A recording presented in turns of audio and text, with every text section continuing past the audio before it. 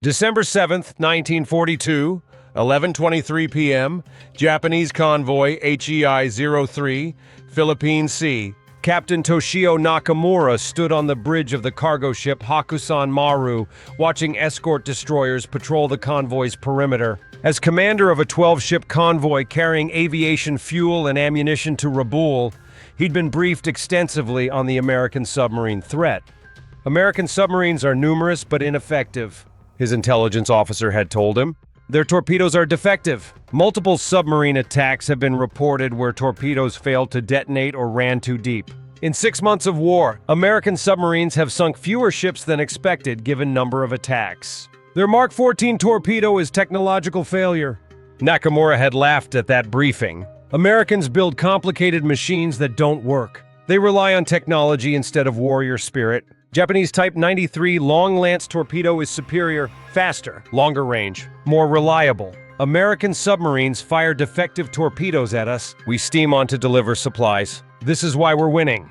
What Captain Nakamura didn't know, what Japanese naval intelligence had catastrophically failed to detect, was that at that exact moment, 2,400 yards from his ship, USS Wahoo was tracking the convoy at periscope depth, and her captain, Commander Dudley Mush Morton, had just received new orders from Pearl Harbor. The orders, dated December 1st, 1942, were simple but revolutionary. All submarine commanders, disable magnetic exploders on Mark 14 torpedoes. Use contact detonation only. Set depth at 10 feet vice 15 feet. These modifications improve reliability significantly.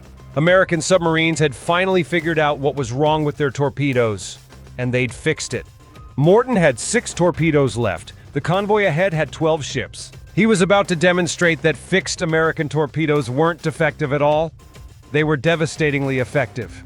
In exactly 18 minutes, Hakusan Maru would erupt in massive explosion as 600 pounds of torpex hit her aviation fuel cargo. She would sink in 3 minutes, taking Captain Nakamura and 227 crew members with her. And over the next 6 hours, 4 more ships from convoy HEI-03 would join her at the bottom. The woman partially responsible for fixing the Mark 14 torpedo was sitting in a laboratory at Naval Torpedo Station, Newport, Rhode Island, analyzing test data that proved the magnetic exploder was defective. Her name was Dr. Margaret Chen, 34, physicist specializing in magnetic field detection. She'd spent 8 months proving what submarine commanders had been screaming about since Pearl Harbor. The torpedoes didn't work. But they worked now, and Japanese convoys were about to discover this the hardest way possible. To understand Japanese confidence in early 1942, you need to understand just how badly American torpedoes were failing, and how this failure seemed to prove American technological inferiority. The Mark 14 torpedo. Design specifications. Length 20 feet 6 inches. Diameter 21 inches. Weight 3,280 pounds. Warhead 643 pounds Torpex explosive. Speed 46 knots, fastest setting. Range 4,500 yards at 46 knots, 9,000 yards at 31 knots. Propulsion steam turbine, alcohol burner. Guidance gyroscope controlled straight run. Detonation magnetic influence exploder Mark 6 or contact exploder backup. Cost $10,000 per torpedo, equivalent to $185,000 today. On paper, the Mark 14 was a sophisticated weapon, faster than Japanese torpedoes, with magnetic exploder that should detonate under ship's keel, breaking its back rather than against hull. Revolutionary technology that should give U.S. submarines decisive advantage. In practice, it was disaster. Mark 14 torpedo problems, December 1941, November 1942. Problem 1. Magnetic exploder fired prematurely. Torpedoes exploded 50 to 100 feet before reaching target, or exploded under own submarine from magnetic interference. Problem 2. Torpedoes ran 10+ feet deeper than set, passed harmlessly beneath shallow draft ships, or missed optimal detonation depth. Problem 3. Contact exploder failed on direct hits. Firing pin crushed on impact rather than detonating. Harder you hit target, more likely exploder failed. Problem 4. Torpedoes ran in circles. Gyroscope failures caused torpedoes to curve back toward firing submarine. Attack statistics, first year of war. Submarine attacks launched, 1,400 plus. Torpedoes fired, 3,000 plus. Ships definitely sunk, 180. Hit rate, approximately 10% versus expected 30 to 40%. Dud rate, estimated 60 to 70% of torpedoes that hit failed to explode. Submarines lost to own circular running torpedoes, 2 confirmed. Submarine commanders were screaming about torpedo problems from the war's first weeks. Commander Howard Gilmore, USS Growler, after attack in February 1942, fired 4 torpedoes at perfect setup, stopped tanker at 800 yards, broadside target. Heard 4 hits, 0 explosions. Surfaced to observe target, saw 4 impact marks on hull, no damage. Tanker laughed at us and sailed away. Our torpedoes are duds. This is not acceptable. Commander Lawson read Ramage, USS Trout, May 1942. Fired spread of 6 torpedoes at 3 ships in convoy. Magnetic exploders detonated prematurely. 3 torpedoes exploded halfway to target in visible water columns. Other 3 passed beneath targets without exploding. Result, 0 ships sunk. Wasted 6 torpedoes. Revealed submarine position to escorts. The Mark 14 is worthless. But the Bureau of Ordnance, the Navy organization responsible for torpedoes, refused to acknowledge problems. Their response to submarine commanders' complaints was essentially, "The torpedo is perfect. You're using it wrong?" Rear Admiral William Spike Blandy, Chief of Bureau of Ordnance, wrote in June 1942 response to Commander Charles Lockwood, Commander Submarine Force Pacific, "The Mark 14 torpedo is most reliable and sophisticated weapon in U.S. Navy inventory. Problems reported by submarine commanders are result of tactical errors, improper attack procedures, or peacetime to wartime adjustment difficulties. The magnetic exploder is functioning as designed. Depth control is within acceptable tolerances. Recommend additional training for submarine crews rather than modifications to proven torpedo design." This institutional denial would continue for 18 months, costing American submarines hundreds of potential kills and putting their crews at terrible risk. And Japanese naval intelligence noticed. Japanese naval intelligence compiled detailed reports on American submarine effectiveness and concluded that American torpedoes were fundamentally defective. Japanese Naval Intelligence Assessment, August 1942. American submarine force poses minimal threat despite large numbers. Analysis of 400-plus submarine attacks shows remarkably low success rate. Torpedoes frequently fail to detonate even when hitting targets. Many torpedoes run deeper than intended, passing beneath ships. Some torpedoes detonate prematurely, revealing submarine position without damaging target. American submariners appear poorly trained or equipped with defective weapons. Assessment. American Mark 14 torpedo represents typical American over-engineering. Complex magnetic exploder that fails in operational conditions. Japanese long-lance torpedo, while simpler, is more reliable. Recommend maintaining current convoy escort procedures. American submarine threat remains manageable. Captain Nakamura had received this assessment as part of convoy briefing. It shaped his confidence that convoy HEI-03 would reach Rabaul safely, despite submarine-infested waters. But Japanese intelligence failed to detect a critical change occurring in the U.S. submarine force. While the Bureau of Ordnance denied problems, submarine commanders and depot personnel were conducting unauthorized tests and finding exactly what was wrong.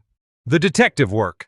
June 1942, Commander Charles Lockwood, Subpac, conducts unauthorized depth tests at Pearl Harbor, fires torpedoes at nets suspended at known depths. Result: torpedoes run an average of 11 feet deeper than set. Depth control is defective. July 1942. Lockwood orders all submarines to set torpedoes 11 feet shallower than target depth to compensate. Hit rate improves marginally, but dude rate remains catastrophic. August 1942. USS Tanosa fires 15 torpedoes at stopped whale factory ship Tonan Maru 3. Gets 11 hits, only 2 explosions, 9 duds. Contact exploder is defective. September 1942. Commander James Fife, Brisbane Submarine Base, drops an inert torpedo warhead from a crane onto a steel plate to test contact exploder. Firing pin crushes instead of detonating. The harder the impact, the worse the failure. Design is fundamentally flawed. October 1942. Submarine Force demands Bureau of Ordnance fix problems. Bureau still denies defects exist. November 1942, Dr. Margaret Chen, civilian physicist working at Naval Torpedo Station Newport, completes an 8-month study proving magnetic exploder is unreliable. Earth's magnetic field varies by location, sea conditions affect readings, and exploder fires prematurely in 60% of tests. December 1st, 1942, Admiral Chester Nimitz, Commander Pacific Fleet, overrules Bureau of Ordnance. Orders all submarines to deactivate magnetic exploders, use contact detonation only, and modify contact exploders to prevent firing pin failure. The fixes. Fix 1. Deactivate magnetic exploder. Use contact detonation only. Fix 2. Set depth 11 feet shallower. Compensate for depth control error. Fix 3. Modify contact exploder firing pin. Make it stronger so it won't crush on impact. Fix 4. Attack doctrine. Favor perpendicular shots. 90-degree angle, where exploder works better. These weren't official Bureau of Ordnance fixes, they were field modifications done by submarine crews and depot personnel who'd spent 12 months watching their torpedoes fail. But they worked. December 7th, 1942, 11:41 p.m. USS Wahoo. Commander Mush Morton watched convoy HEI-03 through periscope. Perfect setup. 12 ships in 3 columns, 2 escort destroyers, clear night with good visibility. Bearing mark, Morton called. 335, Executive Officer Dick O'Kane replied. Set depth 10 feet, contact exploder only. I want perfect 90-degree shot. Morton was following the new procedures exactly. First attack with fixed torpedoes, time to see if they worked. Fire 1. Fire 2. Fire 3. 3 Mark 14 torpedoes leaped from bow tubes, running true at 46 knots, set for 10-foot depth. Magnetic exploders deactivated, modified contact exploders armed. On Hakusan Maru's bridge, lookout spotted torpedo wakes. Torpedoes! Starboard side! Captain Nakamura ordered emergency turn. Too late. At 11:43 p.m., first torpedo hit amidships, striking fuel cargo. The contact exploder worked perfectly. 643 pounds of Torpex detonated against hull loaded with aviation gasoline. The explosion was massive, visible 20 miles away. Hakusan Maru disintegrated. Fireball shot 300 feet into air. Ship broke in half and sank in under 3 minutes. 227 crew and passengers killed instantly. Second and third torpedoes hit freighter Keio Maru. Both exploded. Ship caught fire and sank within 8 minutes. Morton's 3 torpedoes had sunk 2 ships, 100% success rate. The fixed torpedoes worked. Over next 6 hours, Wahoo stalked convoy, firing remaining torpedoes. Final tally: USS Wahoo attack on convoy HEI-03, December 7th to 8th, 1942. Torpedoes fired 9. Hits 7, 77% hit rate. Explosions 7, 100% of hits detonated. Ships sunk 5. Tonnage, 32,000 tons. Japanese casualties, 900 plus killed. American casualties, 0. It was most successful single submarine attack of Pacific War to that point, and it proved the fixed torpedoes worked devastatingly well. Once word spread that torpedoes were finally working, American submarine force went on rampage. Submarine effectiveness, before and after fix. January to November 1942 defective torpedoes. Ships sunk, 180. Tonnage, 725,000 tons. Torpedoes fired, 3,000 plus.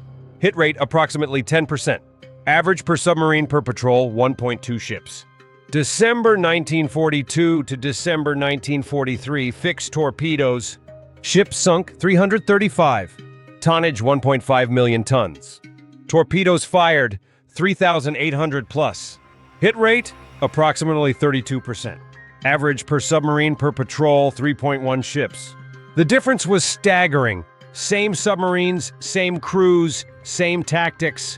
But working torpedoes increased effectiveness by 250%. Notable submarine patrols, December 1942 to 1943. USS Wahoo, Dudley Morton, 5 patrols, 33 ships sunk.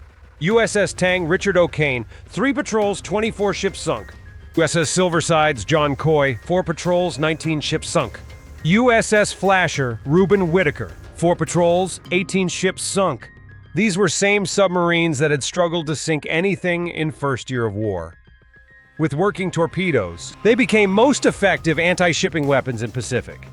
From Japanese perspective, December 1942 marked sudden, incomprehensible increase in submarine effectiveness. Japanese convoy losses. January-November 1942, 180 ships, 16 ships per month average. December 1942 to March 1943, 128 ships, 32 ships per month, double the rate. April-August 1943, 215 ships, 43 ships per month. September-December 1943, 182 ships, 45 ships per month. Japanese convoy escorts couldn't understand what changed. American submarines hadn't gotten more numerous. About 140 submarines were operating, same as mid-1942. But suddenly, torpedo attacks that should result in duds or misses were sinking ships. Captain Toshio Nakamura, destroyer captain who escorted dozens of convoys, wrote in his diary March 1943, "American submarine attacks have become far more effective. Previously, we'd observe torpedo wakes, hear impacts. But ships would continue sailing. Torpedoes were duds. Now, every torpedo that hits explodes. Ships are being sunk at alarming rate. Either Americans have developed new torpedo or fixed problems with old one. Result is same, convoys are being massacred." The statistics supported Hera's observation. Convoy losses by theater, 1943. Southeast Pacific, New Guinea, 67 ships. Central Pacific, Marianas Approach, 89 ships. Northern Pacific, Aleutian Supply, 23 ships. Southwest Pacific, Philippines, 134 ships. China Sea, 78 ships. Total, 391 ships in 1943 alone, more than twice 1942 losses. But most devastating attacks came in 1944, as American submarine force reached peak strength with fully debugged torpedoes. By 1944, American submarines and Mark 14 torpedoes had evolved into nearly perfect anti-shipping weapon system. Improved submarine tactics, 1944.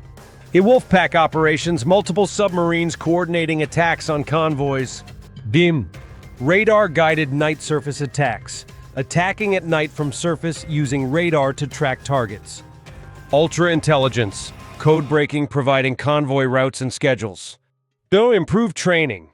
New submarine commanders trained by veterans with experience using working torpedoes. Better maintenance. Torpedo maintenance procedures refined based on 18 months of intensive use. Mark 14 final configuration. Magnetic exploder permanently disabled on all submarines. Depth control, calibrated and reliable with 11-foot adjustment. Contact exploder, strengthened firing pin, reliable detonation. A reliability rate 85% plus versus 30% in early war. The combination was devastating. USS Tang, 5th War Patrol, June 1944. Commander, Richard O'Kane. Duration, 50 days. Area, East China Sea. Torpedoes fired, 24. Ships sunk, 13. Tonnage, 39,100 tons. Most successful single patrol in submarine history. O'Kane described the effectiveness. The Mark 14 was weapon we'd been waiting for since war started. Every torpedo that hit exploded. No more duds. No more premature detonations. Just reliable, devastating explosions that broke ships' backs and sent them to bottom. We could finally hunt with confidence. If we hit target, we'd sink it.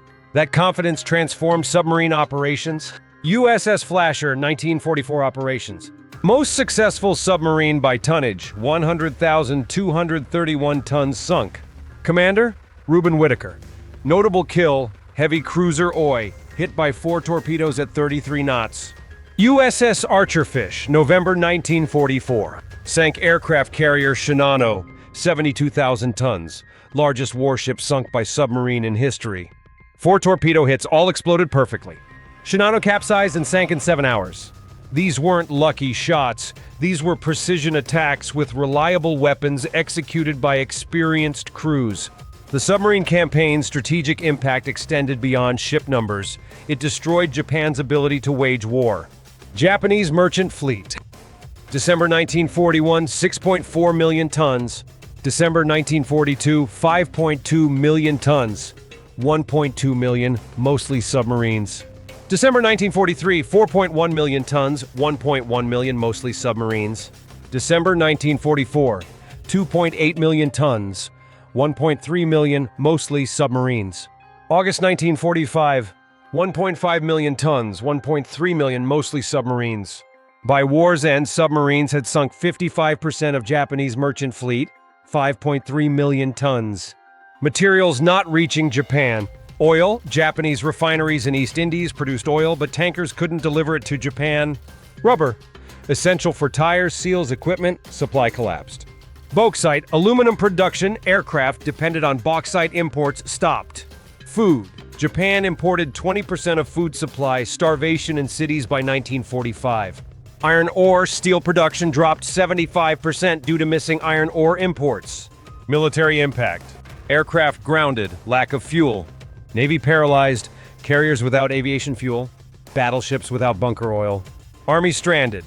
Troops isolated on islands, couldn't be reinforced or resupplied. Training stopped. New pilots received minimal flight training due to fuel shortages. Admiral Suemu Toyoda, Combined Fleet Commander, wrote in assessment July 1945, American submarine campaign has destroyed Japan's capacity to continue war. We cannot move troops, cannot deliver supplies, cannot fuel ships or aircraft. The submarines have achieved through economic strangulation what American surface fleet achieved through combat. Complete defeat of Japanese naval power. Our remaining ships have fuel for one sortie. Our aircraft cannot train new pilots. Our army garrisons starve on Pacific Islands. The submarine war is lost, and with it the entire war. Behind the statistics were submariners who spent months underwater in cramped submarines, facing constant danger. Commander Dudley "Mush" Morton became submarine legend with USS Wahoo. 5 aggressive patrols, 33 ships claimed, 19 confirmed post-war. Killed October 1943 when Wahoo was sunk by Japanese aircraft in La Perouse Strait.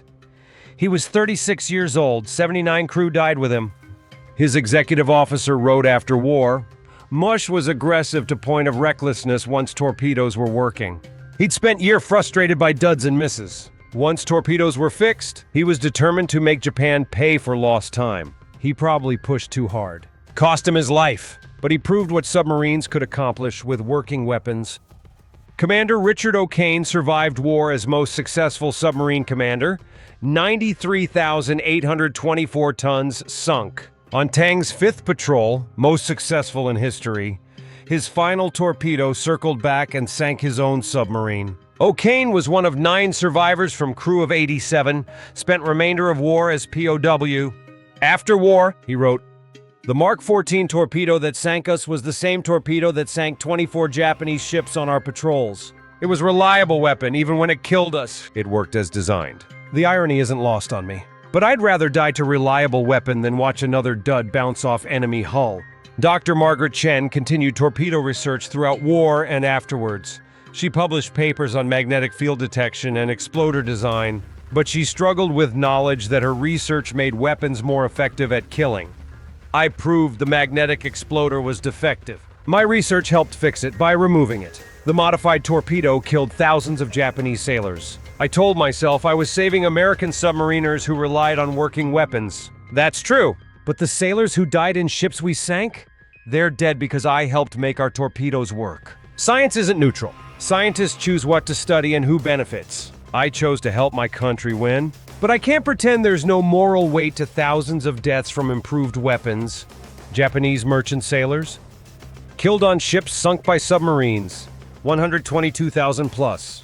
Most were civilian merchant sailors, not military. Many ships carried civilian passengers, POWs, forced laborers. Survival rate when ships sank, approximately 20%. Cold water, distance from land, shark attacks. American submarine force, 1941 to 1945. Force composition. Total submarines deployed, 288. Lost in action, 52, 18% loss rate. Personnel who served, 16,000. Personnel killed, 3,505, 22% casualty rate, highest loss rate of any U.S. military branch. Operational statistics. War patrols, 1,682.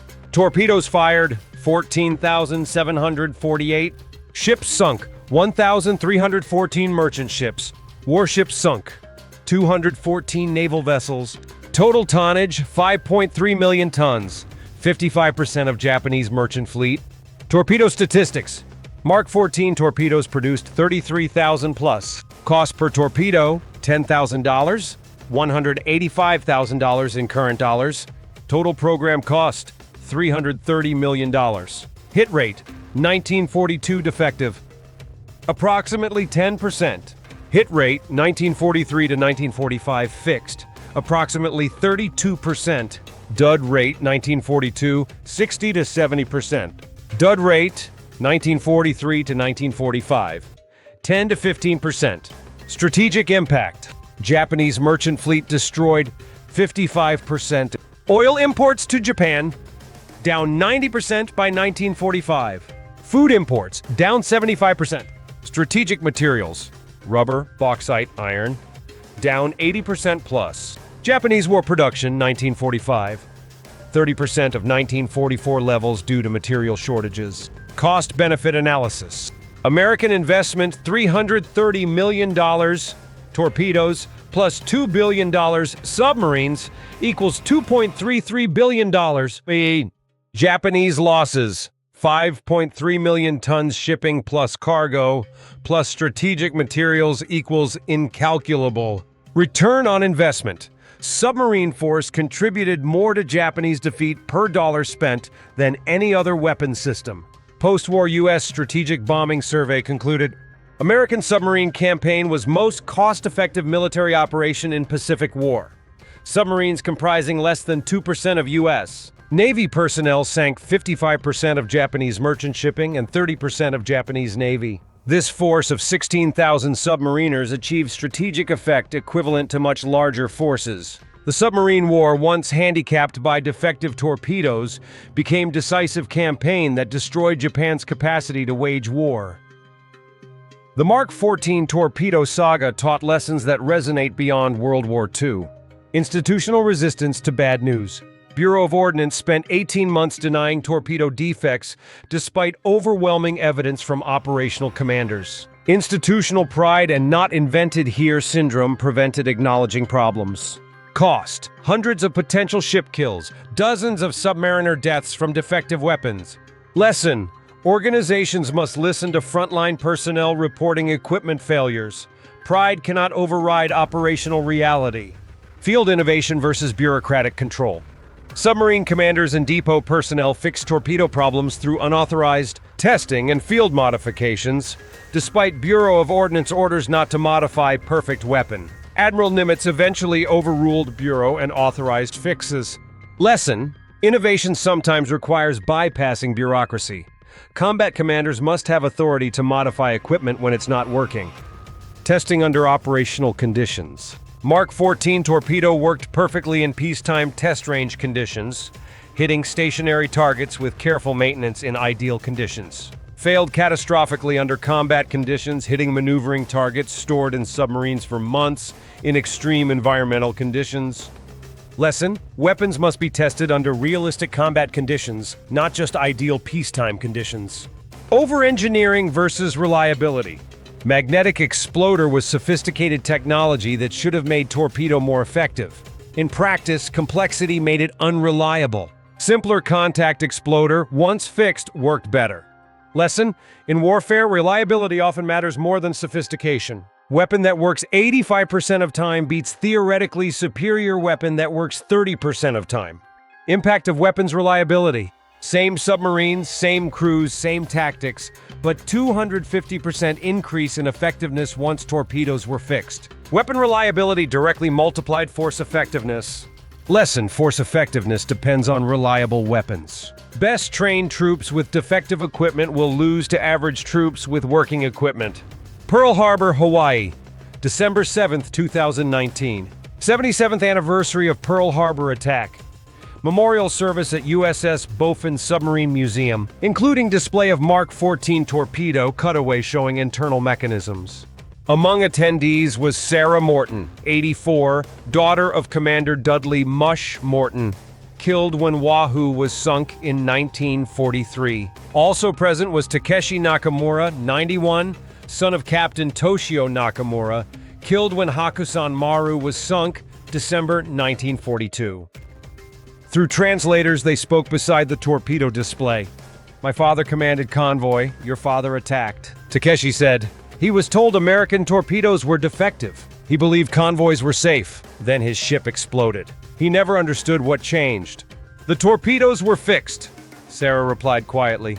For a year and a half, they didn't work. Submarines attacked ships and nothing happened. Then in December 1942, they figured out what was wrong and fixed it. Your father's convoy was one of the first attacked with working torpedoes. I'm sorry.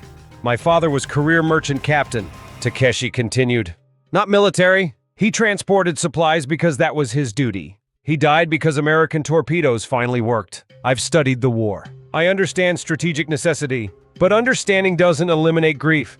My father died because Japanese aircraft worked, Sarah said. Understanding doesn't eliminate my grief either. War creates orphans on both sides. The weapons work or don't work and people die either way. My father died hunting ships. Your father died on ship. They were both doing their duty. Neither had choice about the war they fought in. Takeshi nodded slowly. The torpedo in this display? It killed thousands of Japanese sailors once it was fixed, but it also gave American submariners confidence they could fight effectively.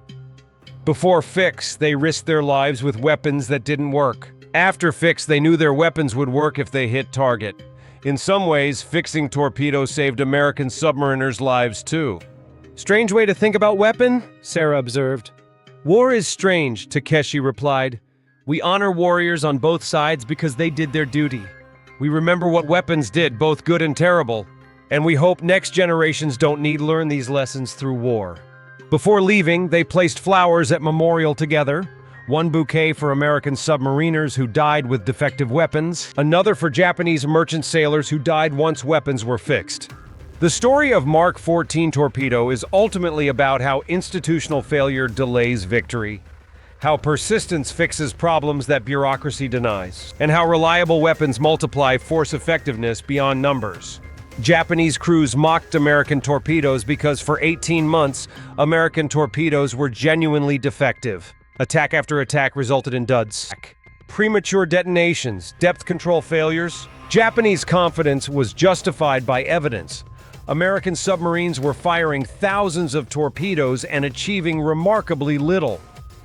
But confidence based on enemy's past failures becomes fatal when enemy fixes those failures. December 1942 marked turning point. Through unauthorized testing, field modifications, and finally Admiral Nimitz overruling Bureau of Ordnance, American submariners got working torpedoes. The transformation was immediate and devastating. Frontline personnel identifying problems. Submarine commanders documented torpedo failures extensively, providing evidence that forced action. Unauthorized innovation. Field testing and modifications fixed problems before Bureau of Ordnance acknowledged they existed. Command authority backing innovation. Admiral Nimitz had courage to overrule technical experts and authorize field fixes. Rapid deployment. Once fixes identified, they spread through submarine force in weeks, not months. Operational learning.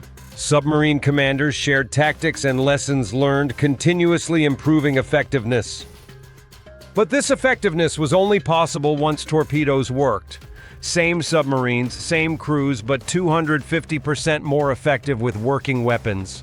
Captain Nakamura stood on bridge December 1942, confident American torpedoes were defective. His intelligence was correct. Torpedoes had been defective for 12 months, but they weren't defective anymore. First working Mark 14 torpedo hit Hakusan Maru at 11:43 p.m., detonating 600 pounds of Torpex against aviation fuel cargo. Ship disintegrated in fireball. Nakamura and 227 crew died instantly. 4 more ships from his convoy sank that night. His confidence was based on past performance, but past performance becomes irrelevant when enemy fixes their problems. The most dangerous assumption in war is that enemies' current weaknesses are permanent. Organizations learn, equipment gets fixed, tactics evolve. Yesterday's defective torpedo becomes tomorrow's reliable weapon.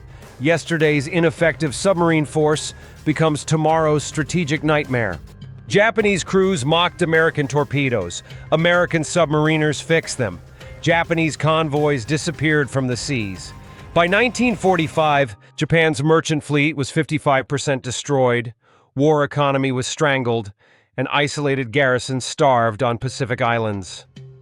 Sometimes the most decisive battles are fought not with weapons, but with wrenches and test equipment in depots where maintainers refuse to accept defective equipment and persistence fixes problems that bureaucracy denies. Japanese crews mocked American torpedoes. American submariners fixed them in defiance of their own Navy's technical bureau, and once fixed, those torpedoes sank 3 million tons of Japanese shipping, proving that reliable weapons in determined hands are deadlier than sophisticated weapons that don't work. The lesson remains: never mock your enemy's weapons just because they're currently defective. They might fix them. And when they do, your mockery turns to ashes as your convoys disappear beneath the waves.